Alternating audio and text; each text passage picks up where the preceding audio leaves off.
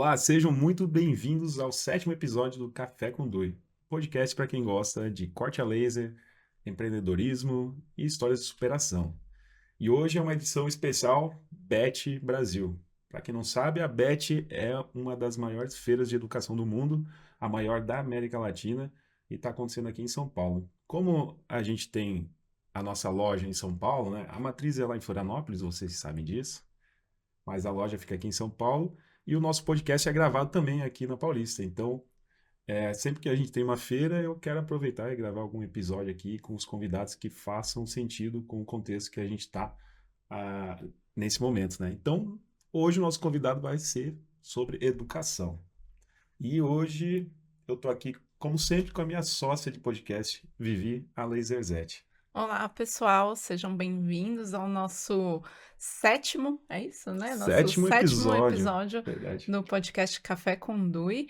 E o tema hoje é educação. Temos recados antes de eu apresentar a nossa convidada? Temos recado sim. O Do Summit já está com a inscrição aberta. Nosso evento, nosso encontro presencial que acontece em setembro, aqui em São Paulo. Então aproveite o primeiro lote para conseguir aí um preço especial para o seu ingresso e garantir uma vaga para esse evento que é sensacional, né? Onde a gente consegue trazer influenciadores, professores, pessoas que já têm bastante experiência para passar para você aí sempre aprender alguma coisa nova, tanto para corte a laser quanto para o seu negócio. Bom, e eu quero então dizer boas-vindas, né? Seja muito bem-vinda à nossa convidada Adeusa Ferreira, especialista em tecnologia educacional e ensino maker. Estamos chiques hoje, né? Estamos Nossa, muito chiques. Seja convidado de alto bem-vinda. nível. Obrigada. Bom, eu tô até. Hoje eu não tenho nem roupa para esse podcast, né? Eu tô até nervosa, fiquei nervosa nesse episódio de hoje. Bom, mas para começar, assim como eu, né, não entendo muito desse meio do maker, né? Por mais que a gente fale de corte a laser, a gente é muito voltado para empreendedorismo, para quem quer fazer uma renda extra em casa. Então eu vou pedir para você começar contando essa jornada, a jornada da sua vida educacional, né? Como que você começou nessa profissão, e aí aos poucos a gente vai entendendo essa integração com corte laser, vamos explorar aí essa questão do maker também. Então, eu sou pedagoga, né? Não vou começar a falar em anos para eu também não entregar a idade, né? Mas eu sou pedagoga há bastante tempo e sempre fui muito ligada nessa área de tecnologia. Então, eu digo que quando a gente entra na universidade, a gente acha que pode mudar o mundo, né? Então, eu cheguei na escola que eu trabalho achando que ia transformar todo mundo em super especialistas em tecnologia, já era uma coisa que eu gostava muito. Isso causava alguns atritos com coordenação, um pouco mais tradicional, e que a escola já tinha um meio de funcionar, né? E aí chega uma pessoa que acabou de entrar na faculdade e acha que vai transformar tudo. E aí causava alguns atritos. E em 2012, a escola precisou de um profissional para compor a equipe de robótica que tinha acabado de chegar a robótica na escola. A professora que tinha começado ia precisar sair e precisava de alguém que gostasse de tecnologia. Eu até brinco, eu disse que a minha coordenadora arrumou um jeito de se livrar de mim sem me demitir, entendeu? Eu acho que ela disse, não, vou pegar essa pessoa aqui que já fala tanto de tecnologia e vamos abrir uma porta. E aí me apaixonei pela área de robótica, mas como boa pedagoga, eu questionava muito os materiais que chegavam e comecei a estudar sobre os materiais, até que descobri uma das plataformas que eu trabalho, que é o Arduino, e muito ligado ao Maker e a corte a laser, impressão 3D. E aí comecei a dizer para a escola que a gente precisava, mais do que usar kits prontos, a gente precisava ter a nossa identidade, construir os nossos próprios materiais que atendessem às necessidades da escola e de tudo que vinha se transformando, né? Então, a gente fala muito sobre a criança poder criar soluções. Nos kits, na maioria dos kits prontos, eu via soluções prontas em que a gente não dava abertura para eles criarem. E aí, a cortadora a laser, o meu primeiro projeto cortado a laser de um robozinho que eu desenhei foi cortado por terceiros. E aí eu já começava, não era isso que eu queria, não era desse jeito. Então, outras pessoas desenhavam, outras pessoas cortavam. E aí começou uma pesquisa de máquinas de corte a laser, e aí sempre focado muito no uso com criança, na questão de segurança. E aí foi quando a gente conheceu a DUI e comprou a primeira máquina, né? Que hoje a escola já tem duas, eu já tenho uma em casa. E passamos a desenvolver os próprios materiais da escola, de acordo com a demanda dos professores. E eu entrei nesse universo de produção de material didático Mas quando você estava estudando pedagogia na faculdade, ali, qual foi o bichinho que te picou para você ir para essa área de tecnologia? Eu acho que a praticidade da tecnologia de uma forma geral. Eu tinha cadernos de planejamento que eu tinha que escrever, e quando estava errado, eu precisava arrancar as folhas e reescrever a semana inteira. Então, a facilidade já do e-mail e dos pacotes Office da vida já me davam essa ideia que a gente tem hoje, né, de automatizar coisas e automatizar processos. E eu estava no meio de um curso em uma universidade pública que sugava tudo. E eu via meios de estar automatizando os processos para conseguir dar conta da escola e da faculdade. E aí comecei a levar, ainda não era robótica em si, ainda não era robótica em si, mas eram processos automatizados que me chamavam muita atenção. E aí fui levando para a área de pedagogia, para a área de educação. Por exemplo, eu vi as professoras com as quais eu trabalho cortando o livro didático para montar a prova, cortando cruzadinha ou papel quadriculado, e a gente já tinha gerador de cruzadinha. E aí eu chegava e, tipo, o que elas faziam em 2 dias, eu fazia em 20 minutos. Então, foi entender essa automatização do processo para a educação que fez eu terminar me encontrando com a robótica e com o Maker, Perfeito. Você falou que isso foi em 2012, né? 2012. É, você acha que de 2012 para hoje, 2025, a gente evoluiu na velocidade certa? Ou como que você vê quando você começou e hoje, o que você gostaria ali, que você acha que poderia ter mais? Ou você acha que evoluiu bem? Eu acho que a escola, infelizmente, acaba sendo atropelada pela tecnologia, né? Então, os processos acabam demorando mais para chegar lá. Eu até faço uma comparação, inclusive brincando com essa minha coordenadora que eu contei no início, é que lá atrás eu queria que o planejamento fosse digitado, eu queria que o planejamento fosse online. E aí, quando veio a pandemia, por exemplo, a gente não tinha para onde correr.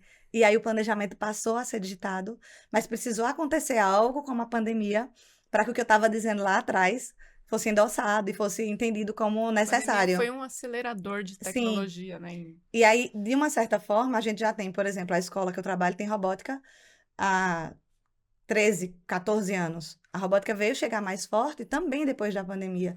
O ensino de tecnologia, de uma forma geral, foi acelerado, o processo foi acelerado pela pandemia. Então, a escola, eu costumo dizer que a escola, ela tem um papel social de formar o cidadão. Se a gente tem um cidadão imerso em tecnologia, que já se comunica por tecnologia, a escola demorou muito para chegar a entender esse papel social enquanto formador do cidadão Uhum. que usa tecnologia para comunicação, né? É muito legal ver como essas escolas estão evoluindo e trazendo a tecnologia para dentro, né? Porque eu lembro que quando eu entrei na escola, ela ainda era aquele formato que o professor escrevia no quadro e a gente copiava no caderno. Aí, conforme eu fui avançando nos anos ali, de repente a novidade era aquele laboratório de informática. Um monte de computador numa salinha, fechado com aquelas capas, lembra? No Aham. monitor, com Aquele capa, monitor para não grandão. pegar poeira, sujeira. E aquilo já era uma novidade. Mas a gente sentava na frente do computador, fazia um joguinho muito simples, não tinha um aprendizado de fato, pelo menos na minha escola, na minha época, né? E o mais avançado que a gente tinha era fazer alguns cálculos no Excel, por exemplo. Aham. E E a, hoje em dia, pelo que eu tô vendo, hoje em dia não, que já faz um tempo, né? Entrou essa cultura maker nas escolas, espaço maker. Isso vem lá dos Estados Unidos, mais de 10, 15 anos que já foi implementado lá no estudo, nas escolas. E aqui no Brasil, as primeiras máquinas até que a gente vendeu para a escola foi lá para 2017, quando estava engatinhando ainda espaço maker aqui no Brasil, né? E hoje a gente percebe nas feiras que a gente acompanha como está crescendo, como está evoluindo. Então, todas as escolas hoje têm um laboratório. Estou falando isso mais para a gente contextualizar, porque normalmente os nossos episódios são do segmento de mercado criativo, né? Artesanato, as gráficas. Mas um dos braços da DUI é o DUI Maker, que é para a parte de educação de escolas. E é onde a gente entrega esse laboratório, né? Que na minha época era de informática, hoje é um laboratório completo de robótica para cultura maker. Aí você fala de criatividade, é o que também eu acho que pega a escola e traz de volta para. Tem um livro que eu leio do Mitchell Resnick, que é um dos. Fomenta a aprendizagem criativa nos Estados Unidos e a gente bebe na fonte aqui no Brasil. ele fala sobre a gente trazer a criatividade da educação infantil para todos os anos da escola, que é o jardim de infância para a vida toda. É muito importante a gente olhar para a educação infantil e ver o quanto a aprendizagem lá é mão na massa, o quanto eles experimentam o que eles estão criando. E aí, um dos conceitos que é trazido para dentro do Laboratório Maker é isso.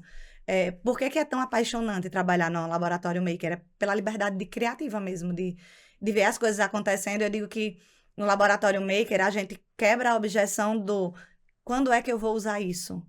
Então, eu estou trabalhando o plano cartesiano e o menino precisa programar um jogo ou programar uma direção que a gente tá criando, uma direção maker ali cortada a laser com um motorzinho.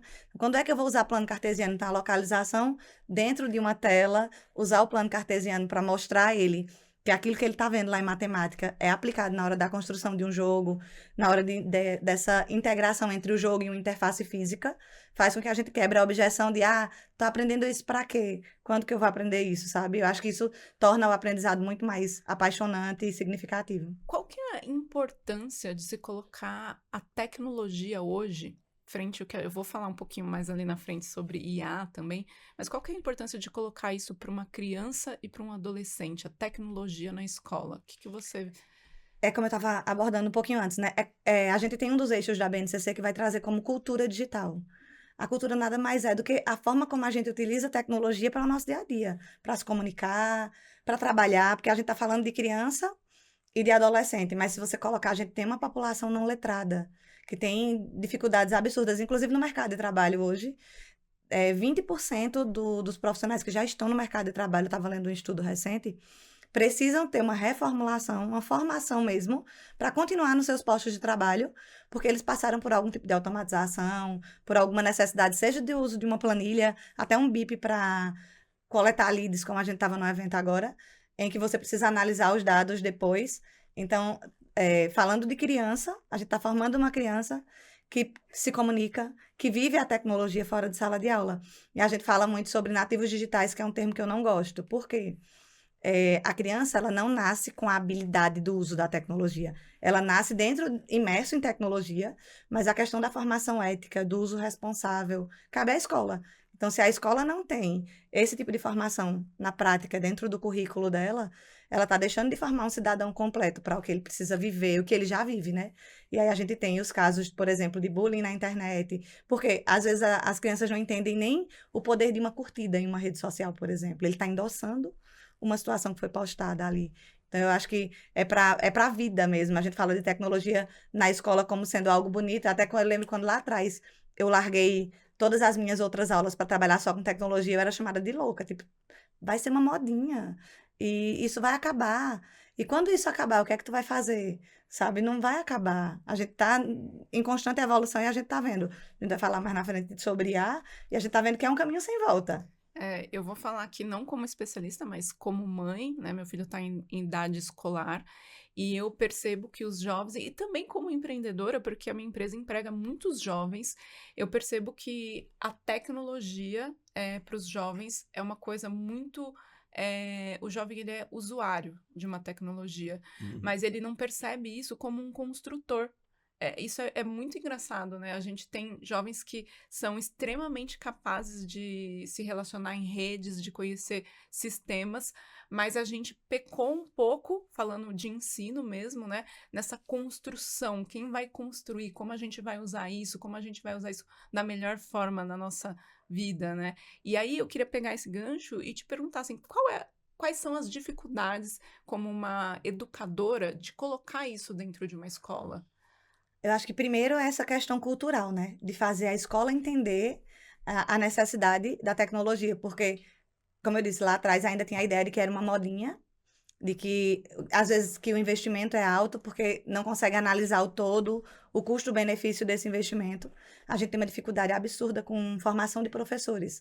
Eu costumo dizer que a sensação de quem forma professor, que é o meu caso, às vezes é de que a gente está enxugando gelo, uma vez que a universidade forma um pedagogo, por exemplo, e isso não está incluso. A gente fala da educação básica porque a gente já tem documento norteador para a educação básica. Mas e quem olha para a educação superior, para quem forma esse professor? Então, a gente vai estar sempre dependendo de formação continuada, de uma coisa que parece eletivo, o professor A gente tem que fisgar o professor que se apaixona, que se encanta, mas dentro da formação básica do professor, pouco se vê voltado para o uso de tecnologia e para o entendimento da necessidade dessa formação. A gente tem, no máximo, uma disciplina eletiva, que vai falar sobre tecnologia na educação, mas sem muito peso e sem muito aprofundamento. E eu costumo dizer que, eu não gosto de dizer que professor é resistente. Eu acho que a gente só tem resistência àquilo que a gente não conhece, normalmente por medo. Se eu domino lousa e lápis, eu vou usar lousa e lápis. Se eu não domino, é se jogar com paraquedas fechado, né? Se jogar de uma altura com paraquedas fechado. Então, munir esse professor de formação e entender que o professor precisa de uma formação básica e de uma formação continuada que contemple essa necessidade. Eu imagino o desafio que é hoje em dia, né? Porque normalmente a criança em casa já pega o celular do pai, já começa a fazer joguinho, pesquisar coisa no YouTube. E aí, chegando em sala de aula, tem que recolher o celular e ficar prestando atenção para um professor. Não deve ser fácil, é um desafio muito grande. E eu acho que nesse ponto, pelo menos, a tecnologia dentro da escola vai ajudar um pouco. Principalmente se for aula em laboratório com o Espaço Maker, né? O laboratório de robótica. Que aí ele aprende na teoria e vai ali no laboratório colocar isso em prática. Coloca a mão na massa mesmo. Fala um pouco pra gente, quando a gente fala muito em tecnologia, a gente fala muito, né, vem muito à nossa mente celular, desenvolvimento de software, a própria IA, mas eu acho que tem um passo antes, né, quando a gente fala de tecnologia, até porque, também vou falar de uma experiência minha com a escola do meu filho, passou por um momento de todo mundo ter tablet, que era o grande diferencial, e agora tá passando por um momento de ninguém mais usar nem tablet nem celular dentro da escola. Mas eu queria que você explicasse um pouco pra gente o que é essa cultura maker, o que é o maker. E de onde vem, né? De onde a gente deve partir. Era uma das coisas que eu conversava muito com os meninos da DUI esses dias. O que acontece? A Sociedade Brasileira de Pediatria, ela determina que as crianças até 6 anos, a gente deve evitar a tela. E eu acho que nesse impulso de colocar tecnologia, seja na escola, seja em casa, a gente perdeu a mão. E aí, realmente, todo mundo tinha um celular, até a gente hoje. É difícil se policiar em relação ao uso do telefone. Então, imagina isso, a escola começou a colocar tecnologia de forma não assistida, de forma impulsiva, digamos assim.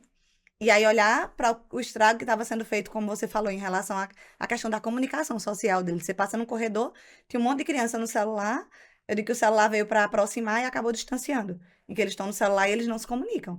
Em família mesmo. Você está em casa e eles estão no celular, primos, e eles não se falam. Eles estão no mesmo jogo até, mas eles não estão se falando. E aí, quando a gente olha para de onde a tecnologia deve partir, de onde a cultura maker deve partir, é uma concepção muito minha de pedagoga. Eu digo que pedagoga é um bichinho chato. Eu sou muito chata em relação à aprendizagem. E eu acho que a gente tem que ter muita coerência quando a gente olha para a aprendizagem. A gente fala muito de letramento digital. E a maioria do letramento, ele entra lá no anos finais, no máximo 4º e 5º ano, quando a gente pensa em alguma coisa de tecnologia dentro da escola. Eu acredito que o aluno precisa ser letrado, se ele é letrado em português e matemática lá na educação infantil, então ele tem que ser letrado em tecnologia lá. Ele tem que ser letrado digitalmente lá. Ah, mas como se você acabou de dizer que não tem que ter tela? E aí, quando entra o que a gente chama de computação desplugada. Os conceitos de tecnologia, os conceitos de pensamento computacional, eles podem e devem ser trabalhados na educação infantil sem a necessidade de computador. E Esse aí, é um termo até que eu aprendi recentemente, eu achei fantástico. Imagina você ensinar computação, ensinar programação, sem ter um computador ali, né? E tem ferramentas para isso, é fantástico, né? Tá incluso no Espaço Maker, e inclusive. boa parte das ferramentas que eu desenvolvo para trabalhar pensamento computacional desplugado com os estudantes e com a formação de professores, eu faço na Flow. Eu Legal. faço na máquina da DUI, que eu faço eles cortados a laser. E aí vai trabalhar estratégias de pensamento computacional que, a partir do momento que a criança começa a construir isso com a organização de blocos, lateralidade, dentro do universo que ele já vive, quando ele chega para mexer de fato num software que precisa trabalhar esses conceitos, ele já tem isso estruturado. E é daí que a gente parte. Quando a criança vai escrever uma letra, primeiro ele coordena. Então, o conceito foi construído lá atrás. Ele vai trabalhar coordenação motora para depois ele conseguir escrever. E aí eu acredito muito que a computação desplugada ela vem com essa finalidade de ensinar os conceitos mais básicos para crianças menores, para inserir na formação do professor também esse entendimento, já que a gente, falando enquanto adulto, nem enquanto professor, a gente não teve esse tipo de contato. A gente não teve esse tipo de acesso. E como o Armin falou, as crianças já estão em casa, dentro da tecnologia há muito mais tempo que nós, professores. E aí o que acontece? Gera em nós uma ansiedade, por quê? O que foi plantado na cabeça do professor? Ele tem que saber tudo e ele tem que saber mais do que o aluno. E quando a gente vem com a cultura maker como uma estratégia de metodologia ativa, isso é desconstruído. O professor ele é um mediador do processo. O aluno está no centro do processo de ensino, ele é o protagonista e o professor vai mediar e dizer como ele vai conduzir essa aprendizagem. Ele não precisa saber mais que o aluno. Inclusive, eu uso os alunos que têm uma desenvoltura maior como meus monitores. Tem hora que eu digo, vem aqui, me ensina como é que tu fez isso, porque tem horas que eles estão anos-luz à nossa frente, né? E a tecnologia, e falando bastante assim do maker, do fazer, eu acho que ela traz uma coisa que essa geração falando nas crianças, né, eles vão precisar muito mais que a gente, que é o raciocínio lógico, né, que é a rapidez lógica, frente à velocidade das coisas que estão acontecendo por conta da própria IA. Eles precisam muito mais do que a gente precisava quando a gente estava no ensino médio, na faculdade. E eu acredito também, falando como uma experiência de mãe, de quem está acompanhando essa fase, né, não de especialista, mas eu acredito que não há como desenvolver isso senão com um maker, porque o maker, ele é a única oportunidade hoje que a criança tem de fazer algo, de construir algo, porque com exceção a isso, tá tudo feito. Eu vejo pelos sistemas de escola do meu filho, né? Ele tem um software que ele coloca a lição de casa, ele tem um software que ele vê o que ele tem que fazer essa semana, ele tem um aplicativo que ele vai somar 1 mais 1, 2 mais 2. Então, em que momento aquela criança vai, de fato, criar, né? Que, de fato, ela vai usar ali o raciocínio lógico, a inteligência dela para criar algo, e não só na parte de computação, mas uma coisa que eu vejo que é pouquíssimo valorizado é a arte integrada, né? É pegar ali um MDF, cortar na laser e fazer o bichinho, né? Como que ele criou, como a gente perdeu muito isso, né? Eu vejo que quando meu filho era pequeno, era difícil, ele tinha 1 ano na pandemia, ele conhecia tudo. Então eu falava, olha filho, vamos fazer um elefantinho ali da almofada, ou eu falava assim, filho, que bichinho é aquele? Ah, aquele é o elefante, aquele é o rinoceronte. Não tinha descoberta nenhuma, porque ele ficou uma fase muito intensa nas telas durante a pandemia, e eu falava assim, mas como que ele vai descobrir, né? Fazer aquilo, criar textura, ou ter uma nova ideia. E hoje eu vejo isso. Se a gente não tiver cada vez mais o maker para as crianças, elas não vão ser criadoras, né? Exatamente. E assim, são habilidades que, se a gente olhar para a IA enquanto ferramenta de automação de alguns processos que a gente tem, de criação, digamos, não uma criação no sentido criativo, mas de coleta, né? Ele coleta e constrói. Tem capacidades humanas que a IA não tem e não terá, como a consciência, por exemplo, olhar para o outro.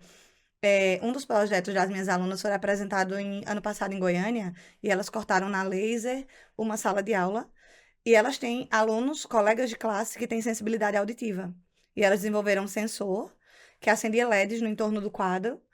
À medida que o número de decibéis aumentava, esses LEDs iam aumentando a intensidade do brilho para educar os colegas em relação à sensibilidade desses colegas que tinham sensibilidade auditiva. Então, Que legal. tem capacidades humanas que a IA não vai substituir. Que muita gente fala sobre isso. A gente vai ser substituído pela inteligência artificial, a criatividade, o trabalho em equipe, a solução de problemas voltados para essa consciência de olhar para o humano, de olhar para as dificuldades humanas, para as limitações humanas, a IA não vai fazer. Ainda bem, né? Ainda bem, né? O ser humano, ele é capaz de criar uma inteligência, mas a inteligência, ela nunca será capaz de criar um humano, Exatamente, né? exatamente. E em contrapartida, como você vê os jovens? Qual é a aceitação do jovem? Principalmente nesse momento agora que a gente está arrancando o celular do jovem, está falando, ó, não é bem assim. Como que é a aceitação? O que eles, quando você está numa sala de aula com essas crianças e jovens, o que acontece? Eu quero falar mais do que de jovens, eu quero falar de professores também, que termina aqui com essa questão de telas e da facilidade dos aplicativos e do aluno estar com o celular na mão. A aula também começou a ficar bitolada a um quiz, sabe? E ao uso do celular. E o professor, de novo, foi jogado dentro da sala de aula e começou a ficar preso dentro daquela sala. Com essa retirada do celular, eu falo com propriedade, porque é o que aconteceu na minha rede durante esses 4 meses do ano. Os professores começam a me chamar, a gente senta, ó, o que é que dá para fazer no laboratório Maker, que a gente consiga abordar esse conteúdo e trazer os meninos para eles construírem. Por exemplo, trabalhar sistema solar, não foi mais trabalhado em sala de aula, eles começaram a construir projetos que montassem órbitas com o sistema solar e levarem para casa. Então, além deles construírem, os pais conseguirem ver o que foi construído. E é uma aula, eu digo que a criatividade é a amiga do caos. Eles andam juntos. Então, é uma aula divertida, porque eles estão o tempo todo conseguindo colocar a criatividade. Não é aquele modelo de aula padrão que a gente está acostumado com silêncio, com todo mundo quietinho. O laboratório fica uma loucura e é muito gostoso de ver eles indo pedir ajuda do colega, eles se ajudando nessas construções. Então, o professor tem começado a reformular suas aulas. Eles chegam na minha sala e dizem assim: essa é a sala mais legal da escola. Olha só que legal. Qualquer criança que vai visitar a escola para entrar na escola para o ano seguinte, já olha para mim e diz assim: que sala legal. Quantas vezes a gente vem aqui? E aí eu explico que a gente tem dentro do turno regular, em que os professores fazem essa estratégia, e eu dou aula à tarde para grupos que se inscrevem. Eu digo que eu sou privilegiada, porque eu sou a única professora da escola que dá uma aula opcional, que tem fila de espera e que só dá aula para quem quer. Tem coisa melhor do que um professor entrar numa sala de aula e só dar aula Todos para os aluno alunos que engajados, querem trabalhar, que querem. Tipo assim, se eu almoçar na escola, minha aula começa às 14. Às vezes eu fico direto, 13 horas eles estão na minha porta, e se eu atrasar no cafezinho, eles estão na porta da sala dos professores. Ei, Tá é na hora da hora. minha aula. Eles Vamos. estão, essa semana que eu tô aqui em São Paulo, o que eu mais recebi foi reclamação de que não posso ficar fora da escola segunda e terça, porque eles vão ficar sem a aula no laboratório maker, sem a aula maker deles da semana. Então eu digo que é um privilégio, né? Nossa, isso para um professor é bom É demais, bom é demais. gratificante, né? E eu acho que o que traz de diferencial nisso é porque na sala de aula, querendo ou não, ainda o papel principal é do professor, né? Só Aham. que quando você vai para o laboratório maker, vai para o espaço maker, o aluno é o protagonista do aprendizado. Então, ele vai avançar por conta própria, claro, sempre com monitores, né? Os instrutores, professor auxiliando, mas ele vai caminhar por conta própria na jornada de aprendizado dele. Então, deixa de ser aquela caixinha que você coloca todos os alunos lá dentro e padroniza. Não, cada um já tem um pré-conhecimento, já tem a sua experiência de vida e vai partir dali para construir o conhecimento. Isso é muito E valoroso. eles vão descobrindo perfis, é muito engraçado. Por exemplo, eu tenho um aluno que tem uma habilidade maior com a questão de programação, já eu tenho um aluno que tem uma veia mais artística, de construção, de criatividade. Então, no próprio grupo, eles vão definindo papéis de quem tem uma habilidade maior com o quê. E por mais que a gente tenha uma estratégia de aula montada, eles conseguem sobressair nas áreas que eles já são bons, dentro dessa estratégia. Então, é de novo aquele ensino personalizado, né? A gente tem uma estratégia de aula. Os objetivos de aula são esses, mas eles vão além por conta dessas habilidades. Então, a gente tem alunos que desenham muito bem e que conseguem fazer trabalhos muito bacanas cortados a laser ou impresso em 3D, ou mesmo um trabalho de corte, de construção com outros materiais, com materiais mais alternativos, mas eles conseguem ir além, eles não ficam limitados ao que eles precisam escrever ou ao que está dentro do objetivo. Termina que o objetivo é um e os que são alcançados são muitos outros. Olha que legal. E me conta um pouco mais sobre o Espaço Maker, o teu laboratório de robótica. O que tem tudo ali dentro para os alunos mexerem, aprenderem? Quais são as atividades? Quais são as ferramentas? A gente tem os materiais que são básicos do laboratório, né? Que sempre vão ter, que são os materiais para corte a laser e impressão 3D, alguns kits de robótica, e a depender da estratégia da aula que vai acontecer lá, aí a gente vai trazer EVA, a gente vai trazer tinta, pincel. Então, a depender do que é que vai ser proposto, a gente tem os materiais extras. Mas normalmente tem papel de todas as gramaturas e cores, porque eles usam muito. Papelão, MDF e filamento para impressão 3D. Esses são os básicos. E aí tem hora que tem arame para construir alguma coisa que tem movimento, uma trilha daqueles circuitos que fazem barulho quando fecha o circuito. Então vai depender muito da estratégia do que vai ser proposto na aula. Mas A gente vai basicamente o trazendo. principal é as ferramentas de impressora 3D, máquina de corte De a corte a laser, laser. aí o kit de robótica, Um né? kit de robótica que atenda diversos níveis de idade, né? Porque aí vai ter o nível de complexidade para cada idade. Tem o kit de eletrônica também, Isso. para fazer a ligação de LEDs, né? Isso. Motorzinho. E aí o restante é insumo. O resto tem insumo. MDF, acrílico, papelão. Legal demais. E no Brasil hoje, qual que é a... Sou leiga, o Hermes até me explicou antes no episódio, né, que existe um plano para que se tenha isso na escola. Como isso funciona? Qual que seria, não sei se é a palavra certa, mas qual a obrigatoriedade da escola ensinar isso para os adolescentes e para as crianças? Então, eu sou uma das pessoas que vem estudando as leis que norteiam a educação de uma forma geral e torcendo muito para que isso passasse a ser lei, né? E a gente tem uma Política Nacional de Educação Digital e tem a BNCC, que é a Base Nacional Comum Curricular. Então, existe uma estrutura curricular que a escola precisa seguir em português, em matemática. E agora, de 2022 para cá, a gente tem uma obrigatoriedade de ter as habilidades focadas em computação. Porque o que acontece? Antes, a gente tinha a tecnologia como meio. Ah, eu vou usar um joguinho, ele está usando tecnologia para ensinar a separar a sílaba. E eu ficava muito incomodada com isso, porque eu dizia, mas você está ensinando português. Sabe? Por mais que ele tenha a questão da cultura ali, do uso da tecnologia, mas eu não estou ensinando uma habilidade, uma competência mesmo voltada para a tecnologia. E aí, de 2022 para cá, passou a ser considerada a habilidade realmente focada em computação, seja uma habilidade de resolver problemas usando algoritmo, sabe, de usar a tecnologia para a produção de mídias digitais. Eu posso trabalhar atrelado com outros conteúdos, mas eu tenho habilidades próprias. Antes eu tinha tecnologia como meio, agora eu tenho a habilidade de tecnologia como fim. Então, eu tenho, do mesmo jeito que eu tenho habilidades que precisam ser cumpridas de português, eu tenho habilidades da BNCC de computação, que é um complemento dessa base. Então, agora é uma base só. Às vezes a gente fala muito do complemento da base, porque ela chegou depois, mas a gente tem um documento que norteia a educação, e dentro dele eu tenho as áreas, e tenho computação como sendo uma área. E aí, algumas coisas você consegue trabalhar só com software, e outras você precisa dessa construção prática, do mão na massa. É sugerido, inclusive, dentro do próprio documento, que a gente tenha um espaço para estar construindo, não um espaço físico, mas um espaço de tempo para os meninos construírem, criarem, testarem. Uma coisa que eu falo muito também que acontece agora, na geração que a gente tem, são crianças muito sensíveis à frustração, sabe? Que não pode errar, ou que quando erra se frustra. Não tem coisa melhor do que você aprender com o que você errou. Você não vai cometer o erro de novo, você vai cometer outros erros. Mas aquele erro que você cometeu, você vai ter a possibilidade de corrigir. E o espaço maker é um espaço que dá muita segurança para isso, para o aluno errar. Ele cortou alguma coisa lá que o encaixe não funcionou, então ele vai redesenhar, ele vai usar cálculo para isso, ele vai usar unidades de medida para isso, ele vai corrigir o que ele errou e ele vai testar novamente até chegar no modelo que ele está querendo que funcione. Então, a gente tem um documento hoje que as escolas têm como obrigação cumpri-lo. Está sendo feito? Não está, na maioria dos casos.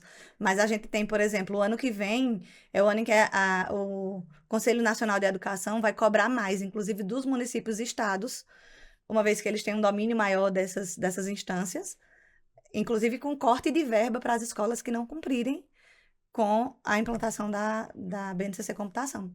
Então, as escolas privadas se regem pelo documento dos seus conselhos estaduais de educação, vão precisar se adequar também e, graças a Deus, terem isso dentro do currículo. Hoje existe uma carga horária mínima para que as escolas cumpram? Não, o documento é muito flexível. É Tá. flexível no sentido de eu preciso colocar em toda a minha rede de ensino, eu posso implantar de forma gradativa, e é até bom falar sobre isso, porque tem escolas que estão entendendo o gradativo como eu posso pegar o meu quarto ano, que tem X habilidades para serem cumpridas, e cumprir só 3 no ano. Não é isso. O que ele fala de gradativo é, eu, enquanto escola, posso começar na educação infantil, cumprindo o número de habilidades, que eu não vou lembrar de cabeça, mas acho que são 11 da educação infantil. Eu tenho que cumprir as 11 da educação infantil, e ano que vem eu posso colocar o primeiro ano do fundamental, e isso sendo, de fato, gradativo a implementação. Então, a flexibilidade pode ser de forma transversal, eu posso definir X componentes, como português, matemática e ciências, e eu vou colocar as habilidades dentro desses, porque termina linkando um pouquinho mais, então eu vou conseguir trabalhar, mas ele tem que mostrar que está garantindo essa construção, que não é algo opcional. O professor de matemática, vou colocar o exemplo do plano cartesiano, está dando a aula dele e até está dando o plano cartesiano, mas não focado na habilidade que tem lá no documento. É opcional, vou fazer se der tempo, porque acontecia muito isso com algumas, só vou dar aula de artes, antigamente era assim, né? Se der tempo, ou substituir a aula de artes para dar uma palestra para os pais. Então, não é isso. As habilidades têm que estar no documento da escola, tem que ficar bem nítido que a escola, qual vai ser a estratégia e qual vai ser a formação do professor, por exemplo, para que isso seja cumprido. Porque não adianta também soltar na mão do professor de matemática se ele não tiver uma formação para conseguir ministrar a aula com uma destreza que ele já faz em matemática, né? Com uma uma qualidade que ele já faz em matemática. Você falou um ponto que era a minha próxima dúvida, né? A gente está falando muito em educar as crianças. Como que a gente passa por um processo de educar os professores? Porque a gente não vai pegar um professor de matemática e transformar ele num professor de maker. Não sei, né? É uma pergunta mesmo. Ou a gente tem que criar esses professores para o maker, para a tecnologia. Como que vai ser esse processo? Como é feito? A gente tem instâncias ideais e reais, né? Então, Eu assim, imagino que é muito difícil, né? Porque professor tem uma vida muito corrida. muito Tem que corrida. dar aula tantas horas, tem que ainda depois corrigir, elaborar prova. Imagina, depois disso tudo, ainda ter que pensar em aprender sobre um laboratório maker, sobre aplicar novos conhecimentos dentro de outras ferramentas que ainda não conhece. Eu não sei, mas não existe uma licenciatura para tecnologia ou existe? Não sei. É isso que eu ia falar do ideal, né? O que é que o documento traz? A BNCC da computação, ela traz, pensando enquanto documento e enquanto cumprir esses requisitos que é colocado lá. Ela traz como ideal o licenciado em computação. A gente tem uma licenciatura em computação, que são cursos que existem, por exemplo, eu sou do Nordeste, conseguir um curso desse lá é muito complicado. Então, à distância, você consegue, tem uma universidade que eu conheço que faz ele à distância, mas ainda o número de cursos é pequeno, o número de profissionais formados com a licenciatura em computação, porque ele vai ter a formação técnica e a formação pedagógica. Ele é um licenciado para isso. Então, o ideal é esse, mas o próprio documento sugere que a gente faça uma formação continuada de professores para incluir esse profissional que já tem uma formação pedagógica. Eu falo muito sobre isso. Eu tenho uma preferência muito maior pelo professor que tem uma formação pedagógica, uma base sólida pedagógica, porque ele vai ter uma didática, ele vai tentar encontrar estratégias que façam o aluno aprender. É muito diferente o que eu ensino e o que o aluno aprende. Eu posso dizer que eu cumpri minha carga horária com o que eu ensinei, mas eu não posso garantir que a mesma carga horária foi cumprida pelo aluno enquanto aprendizado. Então, o professor que tem uma formação pedagógica, a formação técnica, quando eu vou dar formação de professores, isso a gente constrói, inclusive com os materiais que a gente já tem. O professor que ele é mais técnico, fica muito complicado, porque é um papel muito da universidade mesmo, de fazer essa formação pedagógica. Eu digo que tem 2 pré-requisitos. O professor tem uma formação pedagógica bacana e ele querer, porque é como ele gostar, ele se apaixonar pelo processo. Você encontra professores que topam tudo, sabe? Aquele professor que gosta do que está fazendo, que se encanta e que muitas vezes se vê. É o meu caso, né? Eu sempre gostei muito desse manual. Meu pai, eu vivia dentro de oficina de marcenaria do meu pai, tem acesso, eu ganhei de aniversário uma serra tico-tico, então meus presentes são bem inusitados. Eu tive esses acessos. E aí, o professor que teve esses acessos ou que tinha essa curiosidade termina se apaixonando. Porque diante da demanda que a gente tem que ser alguém que goste e que se apaixone e se jogue de fato. Então, ter a formação pedagógica e querer ter a vontade de aprender são os 2 pontos principais. A parte técnica a gente forma junto. E você acha que um dia vai ter, por exemplo, na faculdade, uma formação de licenciatura em maker? Porque, por exemplo, eu sou formado em licenciatura em física, então posso dar aula de física. Tem licenciatura em química, tem letras, enfim. Será que um dia vai ter o profissional só maker? Uma das coisas que eu tenho uma proximidade muito grande com a universidade lá em Pernambuco e planto algumas discórdiazinhas assim nas conversas, é que eu acho que o professor, por exemplo, o pedagogo, ele é um professor em que ele tem um leque muito amplo para trabalhar. Talvez não formado em maker, mas se a gente consegue colocar dentro da formação do pedagogo algumas habilidades focadas no maker, já seria um caminho. Eu não acredito que uma formação focada no maker, mas, por exemplo, em BNCC da computação, com uma metodologia mais ativa, usando o maker como estratégia metodológica, eu acho que sim, é possível. E para mim, uma porta seria pensar nas formações nos cursos de pedagogia, porque a gente tem um professor que já tem esse perfil, com uma didática mais bacana, focado em ensinar a criança desde muito pequena, porque precisa pegar na mão e dizer assim, ó, é por aqui que vai. A gente faz isso com o professor quando está formando para o maker, né? Então, eu acho que pode ser um caminho. Legal. E assim, pensando que a gente como Brasil nem desenvolveu tudo que a gente tem para desenvolver, né, no maker, na tecnologia, nas escolas, como que você acha que vai ser agora com essa enxurrada de informação da IA? Isso dentro da escola, para os professores, para os alunos? Como que a escola vai integrar? Porque parece loucura, mas tudo que a gente faz já está ficando obsoleto, né? É uma mudança cultural. Se você olhar, a IA vem e começa a causar medo. Eu tava conversando com o pessoal no stand, daqui a pouco não vai ter mais emprego. Não é que não vai ter mais emprego, é que o modelo de emprego também muda. Então, a gente vai precisar de pessoas que entendam de IA, e por isso que a gente fala tanto sobre a necessidade de cursos de tecnologia, de a gente ter jovens que tenham esse interesse pelos cursos de tecnologia. E eu acho que plantando a sementinha na escola é quando a gente vai ter o jovem que vai querer estar dentro desse mercado de trabalho. E assim, eu lembro que quando os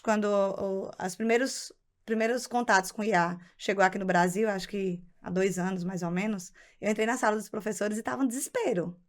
Uma das coisas que o Ali Leal do Google falou em uma palestra é: a gente só tem medo daquilo que a gente não conhece. E por que que os professores estavam desesperados? Porque eles não conheciam, mas a gente já tinha alunos que escreviam redações dentro da IA. E aí vem perfeita em concordância, em ortografia. E aí tu pega um aluno que escreveu uma redação em casa, chega para você e não é aquilo. A gente sabe que o perfil daquele aluno não é esse. Aí eu comecei a fazer alguns testes com eles, mostrando sobre a ideia de prompt, de o que é que eles pedem, de como pedir, de o que é que ela vai dar de retorno, de como eles aprendem com a gente, de como a IA erra. Tem hora que eu tô lá brigando com a IA. Não é isso, tá errado. Sabe, o conceito não é esse. Inclusive focado no Brasil, como a maioria das IAs, elas vêm de fora. Quando você fala, por exemplo, de um documento como BNCC Computação, ela se perde, ela cria coisas que não existem. Então, conseguir fazer esse filtro e entender que o que a gente pede para ela, nem sempre, na maioria das vezes, na verdade, vai vir enviesado, vai vir errado, vai ter pego um dado. Se a gente alimenta ela com o que a gente coloca na internet, tudo que está na internet é verdade. Então, esse papel social do professor é reforçado. Quando a gente fala de cultura digital, que está lá dentro da BNCC, a gente está formando um cidadão para a vida e ele precisa entender essas formas de pesquisa. A gente tem, por exemplo, os índices de fake news. Por que que isso acontece? Porque a gente tem uma população que não é letrada, que sequer tem uma capacidade de interpretação ou de busca. Já teve gente que brigou comigo só porque eu ensinei um site onde ela ia jogar a informação que ela pegou e buscar para ver se a informação era falsa. Por quê? Porque a gente tem as bolhas e aquela informação falsa, ela aquecia o coração daquela pessoa que estava enviesado por aquela bolha. Então, quando eu tiro ela da bolha e nem falei, nem questionei o que ela estava falando, só falei, ó, tem esse site aqui que ele checa notícias, qualquer notícia. Então, joga aqui, aí veio a resposta da fake news, e aí você vê que a gente tem uma população que, além da dificuldade de interpretação, foi acostumada pela própria internet sem filtros mesmo, de estar usando, de estar dentro de bolhas, que quer que aquilo seja verdade, mesmo não sendo verdade. Então, imagina o papel do professor Nossa, diante dessa calma. situação toda. E aí a gente tem um professor que está dentro dessas bolhas, que está. Então, a formação de professor ela é muito importante, porque a gente tem um IA. Se a gente tem preconceito e tantas outras coisas, a IA ela é preconceituosa. Porque Olha a que gente está loucura. alimentando ela. A gente fez um teste há um ano, eu acho, pedindo para a IA criar uma imagem de um professor brasileiro e colocou um prompt lá. Ela colocou o professor de bermuda e chinelo. Olha isso. Tipo, parecia que ele estava na beira da praia, que ia dar aula. Então, assim, o que é que a IA sabia naquela época? Rio de Janeiro, vai pegando algumas coisas Carnaval, da festa. carnaval, praia. Coincidentemente, eu vi essa semana um artigo sobre isso de essa moça, uma moça que estuda, ela é moda com gênero, alguma coisa assim, mas o ponto é que ela colocou lá pro chat, né, gerar ali uma capa de um post para ela falar sobre o mestrado que ela estava estudando. E o chat retornou para ela, né, um homem branco numa universidade. Ela falou: "Pô, ele sabe que eu sou uma mulher negra que estudo, mesmo assim ele me retornou um homem branco numa Porque ela está faculdade." alimentando a IA. Então, ele tem essa leitura do perfil Sim, dela. E mesmo assim, o prompt é enviesado. Isso é um perigo, né? Porque isso acontece já, na verdade, até na comunicação há muito tempo. Então, antigamente a gente só tinha 2, 3 canais de TV. Tudo que eles falavam na TV, a gente dizia amém e acreditava como se fosse verdade absoluta. Aí depois, agora com a internet eu consigo pesquisar as coisas. Então, não adianta, se você colocar no Google e ler só o primeiro link que aparecer, tem Muitas grande vezes só o chance título, de né? estar errado. E normalmente os posts que aparecem primeiro são que alguém patrocinou lá e quer que aquela informação Seja é, tida como verdade. seja tida como verdade, que faz para todo mundo. E a IA, ela tem um grande perigo que ela nunca vai te deixar sem resposta. nem que ela tenha que inventar uma Então, tem hora que eu resposta. digo pra ela assim, você tá inventando. Esse dado não existe. Por exemplo, vamos dizer que eu quero que ele... Imagina Deus brigando com Eu a brinco IA, com a porque ela IA. é arretada, né? Tipo, eu peço lá, ó, me sugere 2 atividades focadas na BNCC Computação para os primeiro ano do ensino fundamental. E ela vem, traga a habilidade como referência, não sei o quê. Se eu colocar o documento lá que agora, a IA deixa você, os primeiros modelos, a gente não tinha como anexar documento, né? Mas imagina no modelo mais antigo. E aí ela começa a trazer uma habilidade que nem o código da habilidade existe, sabe? Só porque ela quer me Uma responder. propriedade que É, parece e com uma verdade. propriedade e outra, tudo é lindo, né? Ela usa um superlativo e tudo é maravilhoso e enfeita, floreia demais as coisas, a ponto de, se você não é um especialista, se você não leu o documento, se você não entende do que você está pesquisando, tá lindo, tu copia e cola. Perigo isso, hein? Eu vou deixar algumas reflexões aqui, porque a gente não vai ter todas as respostas, né? Mas alguns pontos. Isso da IA errar, há um tempo atrás, eu sempre pensei, eu falei, nossa, isso é um absurdo, esse negócio erra demais. Informação sobre corte a laser, né? Errava muito, máquina errada, responde errada. Mas hoje eu penso que em poucos meses, esses erros que a gente está falando hoje, eles já não vão existir, porque a curva de aprendizado da IA, Uhum. coisas que um É mês rápida. atrás eu pesquisei que ela respondeu errado, hoje ela já responde com um nível de precisão. Mas, por um outro lado, eu acho que muito em breve a gente vai passar por um processo de regulamentação e lei de IA. Porque Precisa. tem um risco se a gente continuar, né? E assim, falando também não de especialista, mas de alguma coisa que eu leio, estudo, se a gente continuar nesse ritmo, em poucas gerações, a gente vai ter o problema de ter uma geração analfabeta, né? Porque tudo, né? Eu vejo assim, tudo de uma redação, de um trabalho, de uma pesquisa, de qualquer tipo de informação é muito fácil, né? Vou dar um exemplo aqui do jovem, né? Para que ele vai aprender a construir uma narrativa de um bom texto, de uma boa redação, de uma boa história, se ele pode escrever um livro com o chat GPT E aí, de hoje? novo, a gente volta para os espaços makers e a questão do uso da criatividade. Porque ou a gente planta na cabeça do jovem sobre a necessidade e a importância dele criar. Porque, por exemplo, ele vai ter situações de trabalho, situações em que ele vai ter que resolver problemas, em que a capacidade de argumentação dele precisa ser usada. Se ele faz a IA usar isso, a capacidade criativa dele precisa ser usada. Então, tem horas que a gente tá dentro de uma situação enquanto empresa mesmo e precisa resolver um problema, porque eu digo que a criatividade, ela precisa ser. Tem gente que diz assim, não, tem gente que é criativa como se fosse um dom. Não, é uma habilidade. Então, a gente precisa estar Desenvolver. alimentando essa criatividade, tá testando, tá usando, senão é feito músculo, né? Ela vai atrofia. Eu passei por Perfeito. uma experiência assim assustadora. O meu filho ele gosta muito de desenhar, muito. Então a gente incentiva muito ele a desenhar. E um dia a gente pegou um desenho dele e pediu para o chat fazer um bonequinho do desenho. Olha A que legal. partir do momento que ele viu aquilo, mudou uma chave dentro dele, ele não queria mais desenhar. Custou a gente Caramba. fazer ele voltar a desenhar. Ele só queria fazer desenho no chat. Por conta da perfeição, né? Porque ele pega o desenho de uma criança e muda totalmente o Eu traço. percebi que no cérebro dele foi um atalho. Pra que eu tô ali com 1000 lápis de cor, 1000 folhas Se eu tenho como fazer isso em ele segundos. desenha e apaga, às vezes ele chora e a gente fala não, filho, você tem que Uhum. tentar, não chora. Pra ele foi assim, foi impactante muito pra mim e pra ele, porque eu percebi que mudou algo no E aí cérebro vê o quanto dele. isso é sério de novo em relação à frustração. É, Veja, ele tá aprendendo, a partir do momento que ele chora porque ele errou, ele tá aprendendo a lidar com aquela emoção de não ter acertado, de ter que fazer de novo. Se você começar a automatizar isso, de pedir por aí a toda hora, se o não que a erra gente já tem mais. de crianças e adolescentes sensíveis à frustração vai ser muito pior. Sim, e o cérebro é uma máquina de economizar energia. Então, se tu Então, ele viu vai uma entrando sempre, ferramenta ali sempre que no vai modo de fazer Eu economia. fiquei acontecer assim, assustada, tanto que a gente teve que proibir mesmo, assim, ó, é- você tá proibido, você não pode usar só a que partir de é aquela agora. coisa também, né? A gente não pode ficar sem a ferramenta. A gente tem que aprender a Uhum. usar, mas não deixar ela atrapalhar. Porque se não se remete lá atrás, à época de Sócrates, ele era contra a escrita, porque escrever você vai prejudicar a sua memória. Você não vai mais precisar memorizar as coisas. Olha só, se a gente desistisse da Da escrita lá atrás, escrita. a gente não ia evoluir como Então, evoluiu desse jeito. e aí tu falou sobre o tanto que a IA tem aprendido, né? E aí, nas aulas, no próprio laboratório, a gente trabalha com softwares de machine learning. Então, eles vão entender, inclusive, como é que a IA aprende. Criação de classes.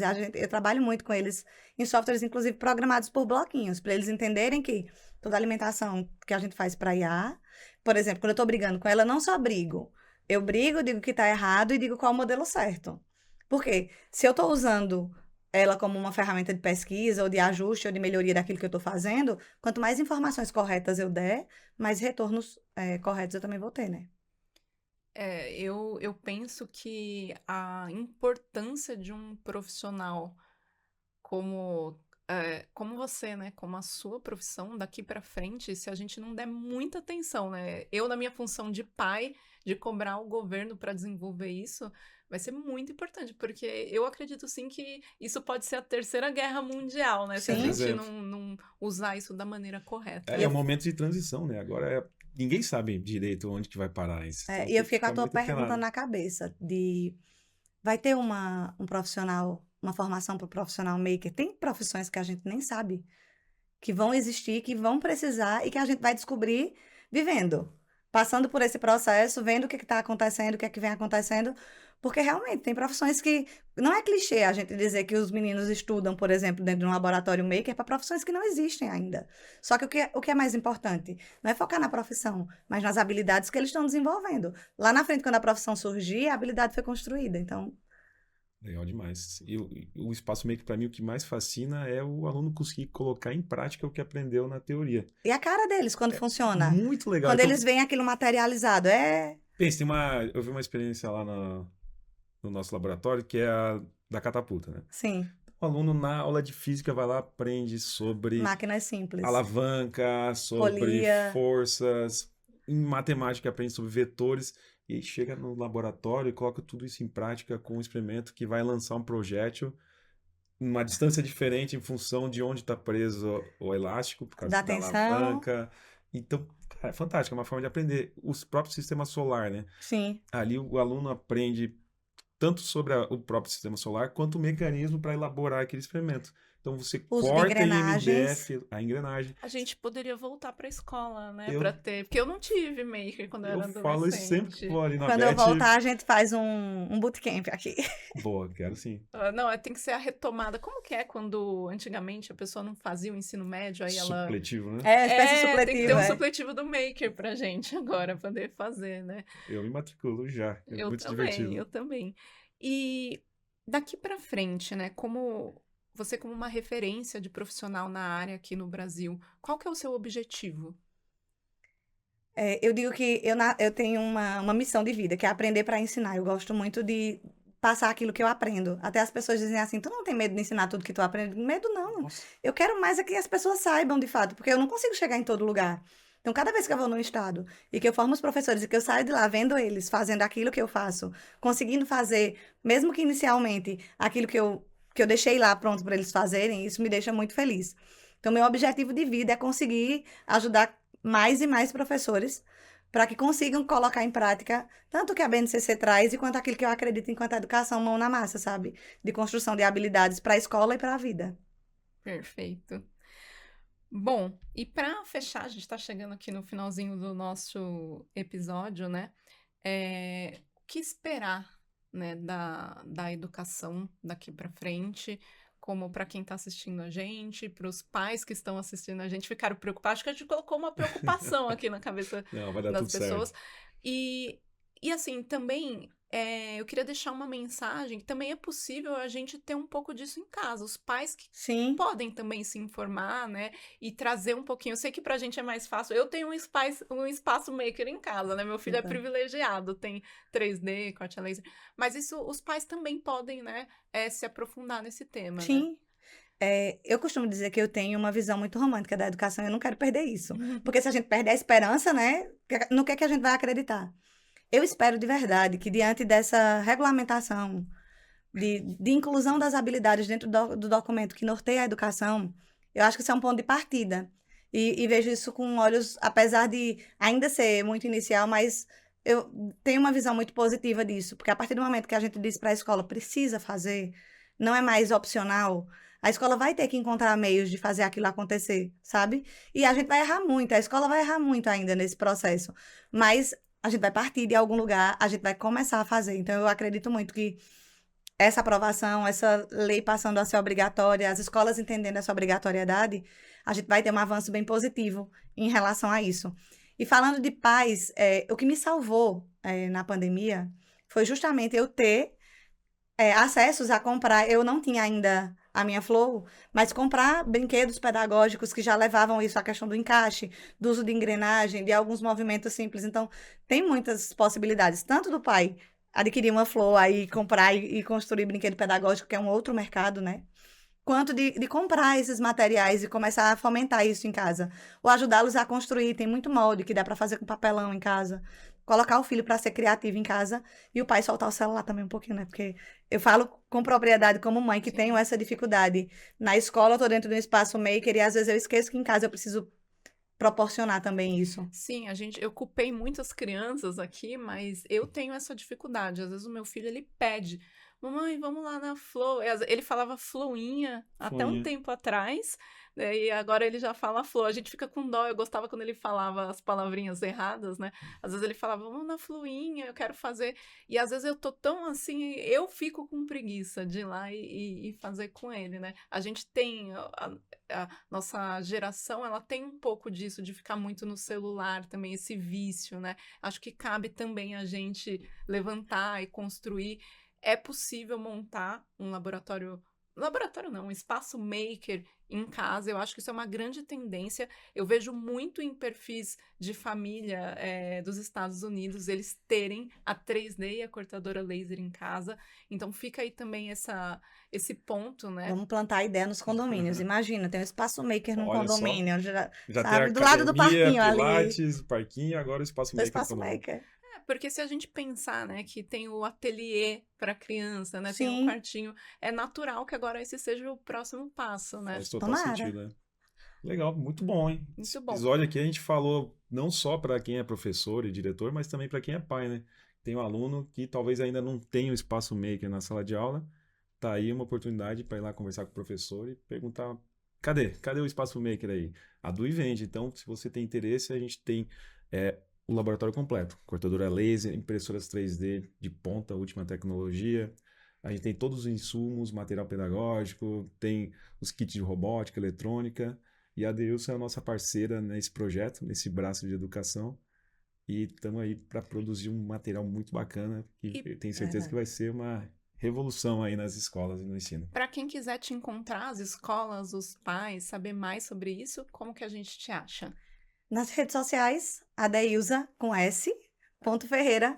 É minha rede social, tanto de LinkedIn quanto de Instagram. Perfeito. fácil Podemos de esperar aí cursos. Sim, vamos começar a produzir material para a gente conseguir chegar em todos os cantinhos do país, né? Perfeito. Quem quiser saber mais sobre essa parte maker da Dui, Pode entrar no nosso site, duilaser.com/educação, tá? Nessa página tem mais voltado para os laboratórios makers, né? Espaço maker. Ou no nosso Instagram, @duilaser, a gente sempre posta novidade lá. Então, siga a gente, fica à vontade aí, e nutrido aí de bastante conteúdo, tá? e quem quiser saber um pouquinho mais sobre corte a laser, pode me seguir também, a.laserzete. Isso aí, obrigado, galera. Até a próxima. Obrigada, Lisa. Obrigada. Valeu, obrigado, Ilse.